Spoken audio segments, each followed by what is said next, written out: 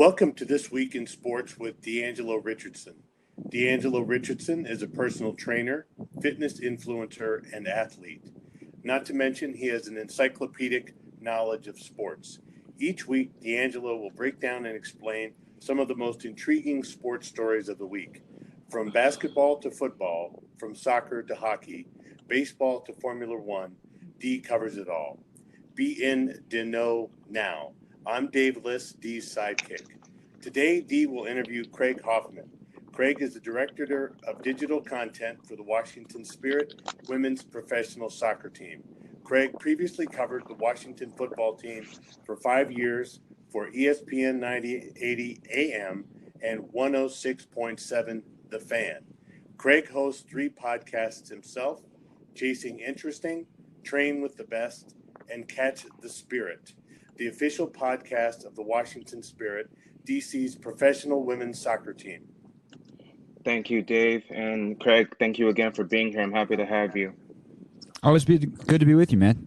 So for the people listening, we're doing this podcast for our members at our organization that we work for, and it's a very international place. And so obviously being international, football, as they like to call it, is a popular, obviously the most popular sport there. And so I thought having someone who covers a professional soccer team, or football team, I should say, would be really interesting for them to hear. And so you're my first guest, and so I appreciate your time. I know you're busy, and so I just want to get right into it with you. Yeah, man. No, I appreciate it. And the football soccer thing is always funny. We have a number of international guys on our coaching staff and women on our coaching staff, specifically our head coach, Richie Burke, and our former goalkeepers coach, who actually just left for Everton. Oh. And they'd always be like, oh, wow, you're out here playing some soccer, just making fun of the Americanization of it. But yeah, I've certainly become used to, after covering the NFL and American football, I've become quite used to calling what we call soccer football. Football. There you go. So we're going to call it football in our little talk today. Excellent. And so people who don't know, me and Craig actually go back, I guess, is it 4 or 5 years now that we've known each other? We're actually and not just friends, we're co-workers too at where we both train at. And I think we were both hired by the same person, Courtney. And so what I think was interesting is that you come from just all avenues. Like, obviously you studied you're covering sports and everything like that, but you're also big into fitness. And that became a passion for you after school, I believe, right? Yeah, for sure. And really, it came at a time in my media career where I was in between jobs. The media industry is brutal. And the very short version is I walked into Courtney's office, our former boss, and said, I want to train. What do I need to do? She's like, well, you're good at talking. We know that part. I can teach you how to train. And that's right. luckily the rest took care of itself. Yeah, absolutely. And coming from just someone who just walked in the door, and I'll get to the football eventually. I just want to kind of give people a little bit of your background. Coming from just someone just walking in the door saying, hey, I want to train, and then seeing where you are now, where you host, one of your podcasts is a fitness podcast, right? Who you do it with Chris Gores, who's a great trainer himself. And just seeing where you've grown from where you started to where you are now is kind of just for me, who's in the fitness field, very inspiring to see where you started and how far you've come, and just where did that passion come from? How did you get that passion for fitness? That's a great question. And by the way, I would be remiss if I didn't say you're someone that inspires me as well, and someone who reminds me how many different ways you can be a great trainer. I think a lot of the times our friend Brandon Allen, who is the opposite of D'Angelo in so many ways. He is loud. He is you never know Brandon's not in the room, and sometimes you can forget that D'Angelo is in the room because D'Angelo is just more of a quiet person. But you guys are actually examples I use all the time when I'm talking to people about training, because Brandon is the kind of person who brings this infectious energy. Absolutely. Yet you are just as effective in your own style. And I'll say, look, you don't have to be Brandon. You can be D'Angelo, who, when I watch you train, you're so connected with your clients every time. And that's always an inspiration for me as well. And a great reminder of the spectrum of how you can be effective as a communicator on that side of it. But Thank you. That's a great question on the passion part. I mean, I grew up in a gym. My mom worked in the operations side of a health club from the time I was in kindergarten till almost when I graduated high school. So I always been around it. Got it. But the training side of it, I think just like I've always been interested in human performance, and obviously covering sports, I get a huge dose of that at the hyper elite levels. But I think learning how someone gets there always intrigued me, and I obviously work with athletes as well as general population clients. So learning that spectrum as well of, okay, how do I get someone on a rehab, just general population, can they walk better or recover from an injury, to how do I get someone to perform at the literal highest levels of human athletic performance. It has been a learning experience. I like things that are skills. I've taken to boxing recently. And I love what I love about it is it's a skill that you can consistently work on and try to master. And I think training's a lot of the same way. So it scratches an itch that is native to my personality, I guess, that it's a skill that you can consistently get better at. And there's always more to learn, which is really exciting. Yeah, I think one of my favorite things about training and just fitness in general is how wide ranging it is. Like you were talking about, like there's so many different avenues of what fitness is and what it means to different people, and just being able to explore that, and specifically with training and having wide ranging clients. Like you say, you work with general population and you work with athletes, and that wide ranging, just being able to adapt and be able to do different things and see what the body is capable of people at all levels and ages and all that kind of stuff. And I think that's what kind of keeps me personally interested in fitness, is that there's always something, like you said, always something to learn. There's always some way to grow. There's so many different avenues with it. So I think that's awesome. And I have when you were talking, it just made me want to ask this as well. And I probably know the answer, but I want to ask just in case. Knowing what you feel about fitness now, if you could go back, would you have maybe tried to put more of a focus on studying this earlier in school? Or do you think the path you took brought you to where you are now? No, I mean, the path I took definitely brought me. I don't know that I would have wanted to study it in school, maybe as a minor. That could have been something that I think was interesting. And I think it's something at some point that I toyed with. I definitely wouldn't change my major. Like I started at Middle Tennessee State University going for music production. Okay. Started doing radio on the side, and I literally went home. The first time I went home, fall break of freshman year, 6 weeks into school, and went, "Mom, I'm switching majors." And my dad goes, "Wait," like I told him, "I have something to tell you." And my dad goes, "You're going back, right?" I was like, "Yes, I'm going back, but I'm going to be changing majors." And then I wound up, as you know, transferring to Syracuse University, and which is the best school in the country for broadcast, and doing a lot of really cool things and learning so much there. So I loved my school experience. And obviously, as I'm a decade into my media career, like it's paid dividends.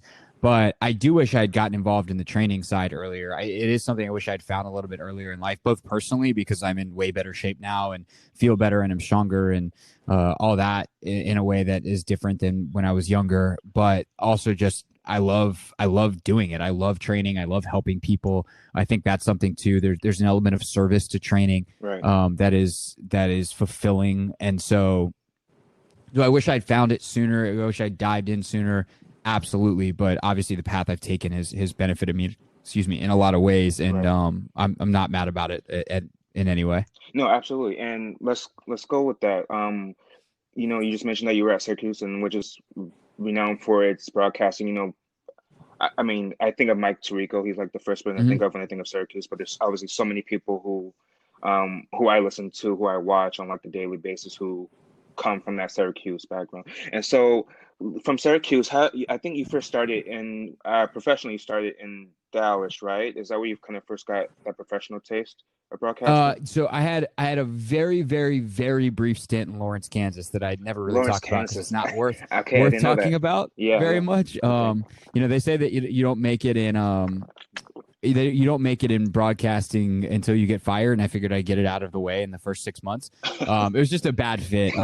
They wanted me to do a lot more music radio than because I did both coming out of school, and I was like, no, I really want to do sports. And then there was a change in management, and this tends to happen when there's a change in management in any industry. They make changes on down the chain, and so all of a sudden they wanted someone who's a little more dedicated to the money making music spot that they had for some reason put me in there. But yeah, Dallas was really my first taste of how it really works. And that was less than a year after school, and it was working at the first for ESPN.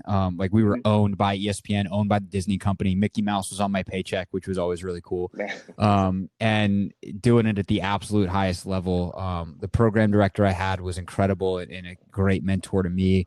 And then ironically enough, there were management changes there. ESPN made a decision to basically lease that radio station to another company, Cumulus, which is not a very good parent company. And there were some changes made.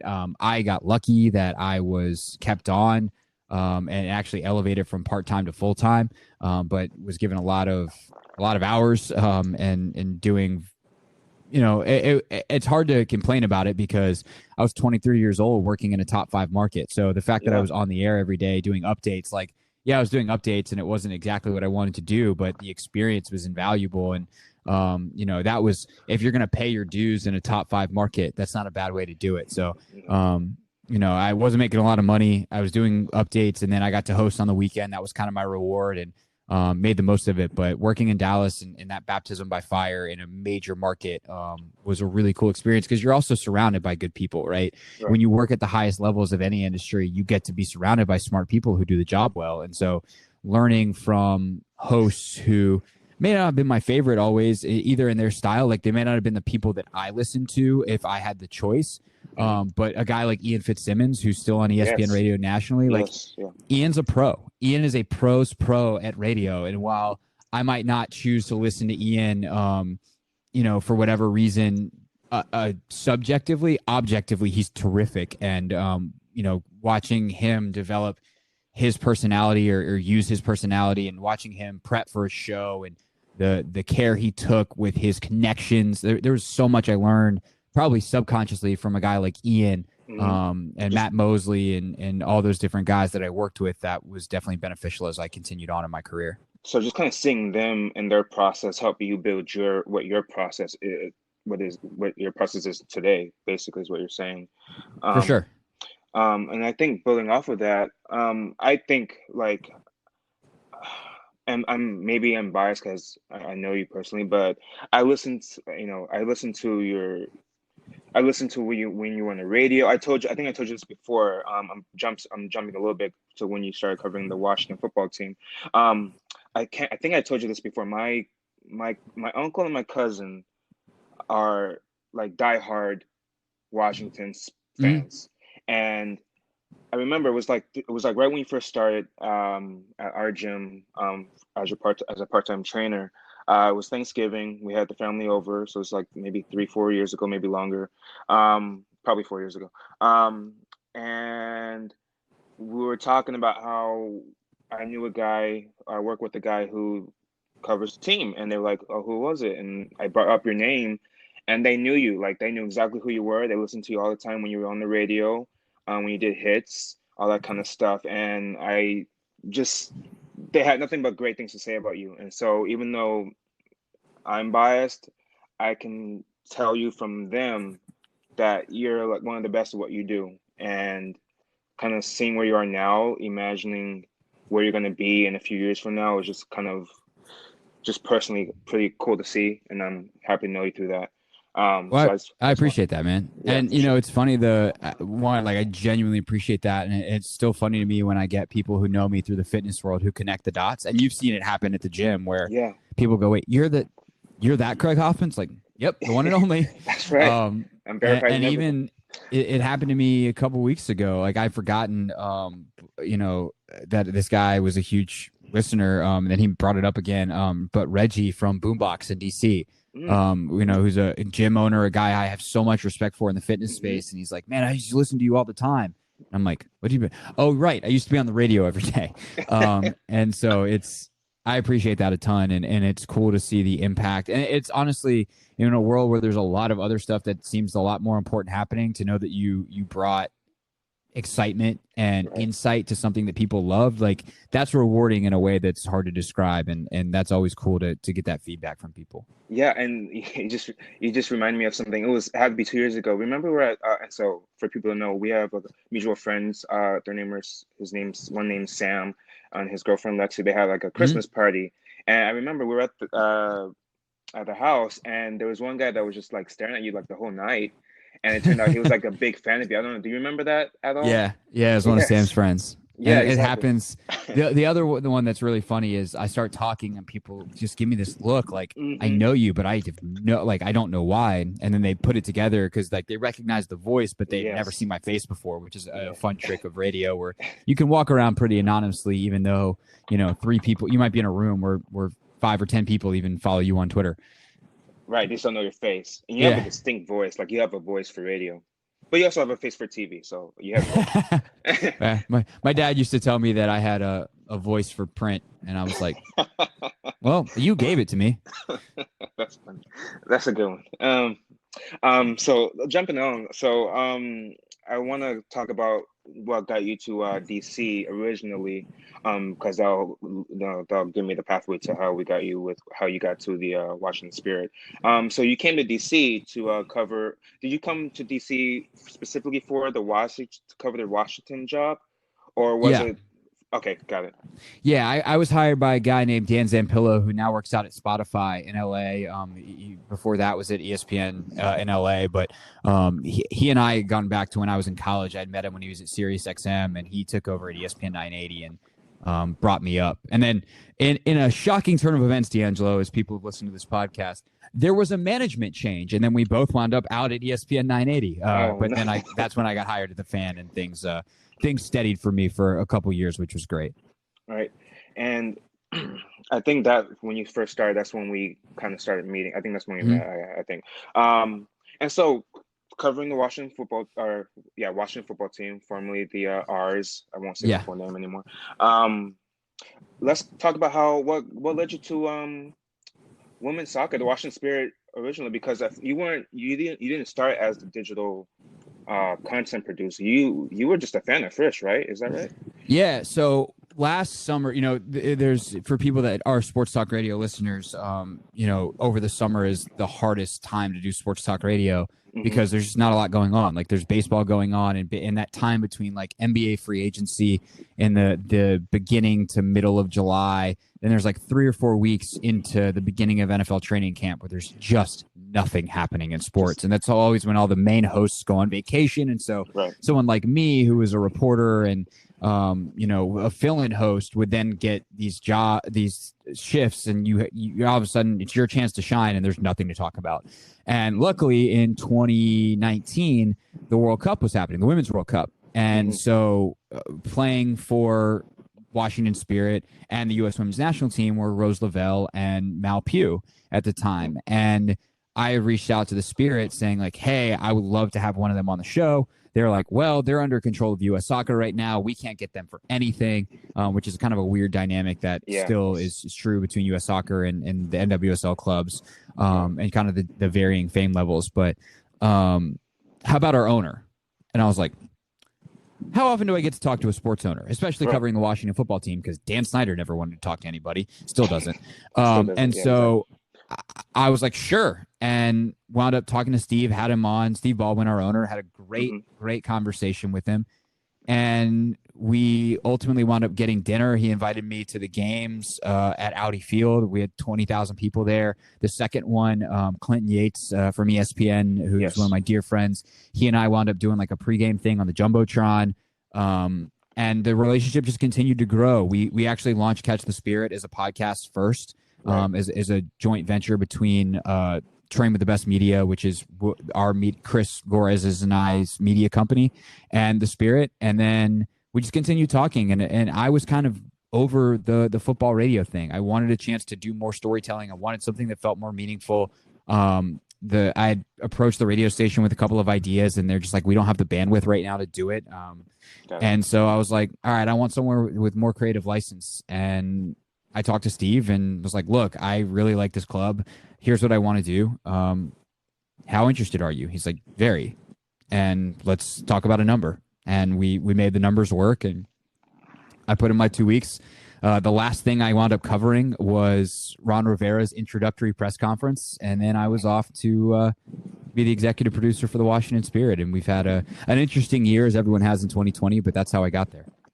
That's, hearing that now, I don't think we've talked about how whole process came about actually.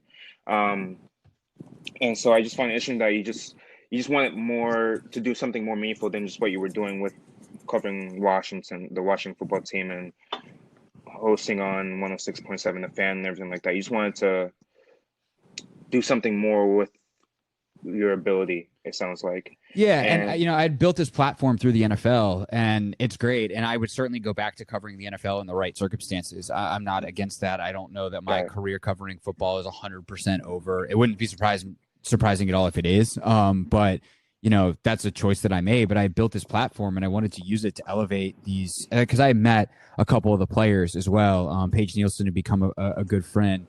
Tori Huster had become someone that I talked to on a regular basis. Maggie Doherty Howard, someone I talked to on a fairly regular basis. And I was like, these women are amazing. Like, their stories are just out. Like, they're so smart. They have so much to give to the world, and people need to know about them. And so if I can use my platform of sports fans in DC, especially, to highlight and elevate these women and their stories. And also, by the way, going to a Washington Spirit game is fun. Yes. Like, it's a great product. Watching them play in person, if you are a sports fan, is phenomenally fun. And so if I can use whatever platform I have to get people to pay attention, then that feels worth it. And combined with the fact that I was just talking about football on the radio only brings so much fulfillment. And I felt the way I described it at the time, D, was professional graduation. It was time for me to graduate to something else. I had done the things I needed to do. I completed the coursework to prove I could do that job really well, and I was just ready for a new challenge. And I think I want to follow up with what you said about just the people on the team and Paige Nielsen and Tori Huster, people who you've gotten to know. I like I said, I listen to everything you do. And so listen to your Catch the Spirit podcast, where you have these players on, and their personalities can show, and their history, their background can show. And I think it makes, you connect with them. And when you connect with people, you tend to root for them harder than you would if you had no connection to them. And so I found myself going back to last year, before the pandemic and everything. And I guess it was it last summer, I believe, where I went to that one game. Thank you for that. Yeah, just it was last fall, I think. Yeah, last fall. Seeing them live, and I don't have any words to describe the skill level that these women have at this level. It's mesmerizing. And once things open up again, whenever that is, after this pandemic, and we get to some sense of normalcy, I can't encourage people enough to check out the Washington Spirit. These women, and the NWSL in general, but specifically the Spirit, just being able to see them in person and how great they are, but not just because of their skill level, but just because of the people they are. And you want to root for them, and you want them to succeed personally or professionally, but just personally as well. And so I think that your podcast has done a great job of giving the platform to these amazing women. And I know I've certainly become a bigger fan because of it, and hearing their stories and getting to know them. So you're doing great things with them. I appreciate that. And that was the goal. So I at least for you, mission accomplished, because, the whole point of this was really to try and make sure that we told their stories in a way that you felt that human connection, that you felt like we were ultimately telling a story that you could, go recite to your friends and convince them to come, right? Like if you hear, like if you're at a game and you go and you're trying to convince someone to go, and you're telling them about Paige Nielsen, this incredible, determined human who, she's from Nebraska. She works her way and walks on at North Carolina, the biggest soccer powerhouse that's ever existed in the women's game. Fights her way all the way up to being a consistent starter, loses her mom midway through college, who just meant everything to her. Afterwards was ready to go and take a 6-figure banking job in New York City, then decides, actually, I'm going to give this soccer thing a shot, is cut from Seattle, goes literally all over the world, South Korea, Australia, and then finally comes back here and has turned herself into someone who's on the cusp of the U.S. women's national team. It's a hell of a story. And there's, we last week, I actually sat down with Paige for almost an hour and kind of went into depth in a way that she never has before on that podcast. Or even today, I'm sitting, or we're going to do it via Zoom because COVID cases have spiked again, and Right. sitting outside right now for 45 minutes seems like a bad idea because it's very cold. But I'm gonna hop on a call with Andy, who's again U.S. Women's National Team, a future captain probably of the U.S. Women's National Team, who will play in the next couple of World Cups, and her husband Drew, who she's barely got to spend time with over the last year since they've been married, because Drew's also a professional. So like this human side of this woman that people admire, because watching Annie Sullivan is inspiring because she has a motor that never stops, and just it's unbelievable to watch her play. Like literally watching Andy play is inspiring. You're like, I need to work harder at everything I do. But there's this other side of Andy where she is a mush of a human about Drew. For as fiery and determined as she is, if you get her talking about Drew, she just turns into like a 13-year-old girl with a crush, except for she's got a crush on the man that's her husband. And so I'm so excited to talk about them and about family and what that means to them and everything. So it's going to be a really cool, like different side. And I think that's why I came here, right? That's why I wanted to ultimately work for the Spirit, is because I knew these stories existed, and I think if people hear them, they will just be they will fall in love with the team and the people like I have. And that's really rewarding as someone who ultimately, like, for all these different jobs I've had, like I always just describe myself as a storyteller, and you can tell stories in a lot of ways, but this place has given me a chance to do that in a way that I never had before, and that I think is I think hopefully is working. I think on the outside perspective, it's definitely working. And I can just hearing the passion about what you feel about what you're doing and for these players and their stories, and about it's just so much deeper than just them being athletes and why they're good at football and everything like that. I love those stories, and I think most people, if they thought about it, they would love those stories too. And so hopefully through you doing this podcast, people in our organization, they can be led to check out your podcast and then check out the team and learn about these amazing women. And along those lines, what's next for the Washington Spirit, as far as games go and what the league is planning to do and all that kind of stuff? Yeah, so we actually just announced our 2021 framework because with the pandemic, it's a little uncertain, obviously. So we're going to start with the second version of the NWSL Challenge Cup. It'll be conducted, is what the tournament we did over the summer in Utah. This time we're going to do it more like we did our fall series, where there's going to be like mini bubbles, or there might be home teams that are hosting. We're going to see how the pandemic is going. And make that determination closer to April when we're going to kick it off. And then that'll take us through basically the Olympics. And then we will continue on from there to an actual season. The plan is for 24 games. And then we will have a championship game just like we would in a regular season, hopefully in a stadium full of fans, and hopefully at Audi Field, because hopefully we're playing in it. Almost 20,000 people next fall. So the season's on. Players will report back first week of February, and the competition will kick up in April.